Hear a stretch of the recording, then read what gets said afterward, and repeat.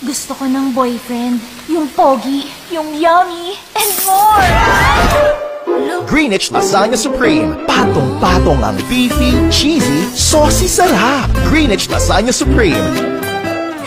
89 lang. Good day everyone, I am Desamay Agad, and today I will present my company case study about Greenwich Philippines. This presentation will focus on how Greenwich uses different marketing channels and communication strategies para ma-reach ilang customers all over the country. For physical distribution, Greenwich uses a centralized commissarying system under Jollibee Foods Corporation. Meaning, diha sila mag-prepare sa pizza dough, sauce, o toppings before ipang-deliver sa mga branches. Gagamit sila og refrigerated trucks para fresh gihapon ang ingredients.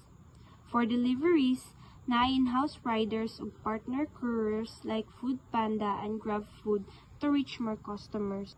Greenwich acts as a retailer, meaning direct sila nagbaligya sa customers. Usually, ilahang target market kay students, families, o young professionals. Pwede mag-dine-in, take-out, or mag-order online. Most sa ilang branches kay naa sa malls or near schools para accessible sa mga customers. For personal selling, friendly kaayo ilang staff. They talk directly to customers and mang-recommend sila og new meals or combos. Kung naay party orders or bulk orders, ilang staff mo assist para smooth and customize ang service. Mao ni ang part nga nag-build og customer relationship.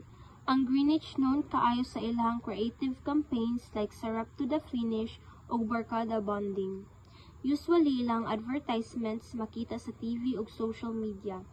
Gagamit pud sila og influencers para ma-attract ang younger audiences. Ang message nila kay nag-focus sa Filipino values, friendship, fun, and togetherness. In service marketing, Greenwich aims to give a great experience.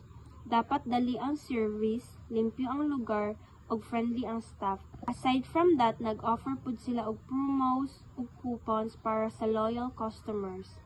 This keeps people coming back. Although Greenwich mainly operates here sa Philippines, naapektuhan gyapon sila sa globalization. For example, ilang style og marketing trends ma-inspire sa international brands. Some ingredients like cheese and meats are imported para mas quality ilahang product. And from this study, I learned na marketing channels are not just about delivery. It's about how products reach customers in the most efficient way.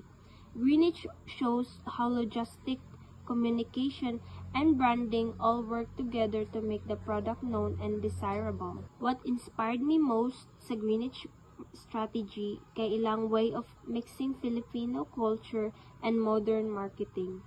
Ang Barkada concept makes it relatable and fun. It shows nga kung authentic ka o creative, people will support your brand. If ever mag-start kog akong own business, I'll apply what I learned from Greenwich.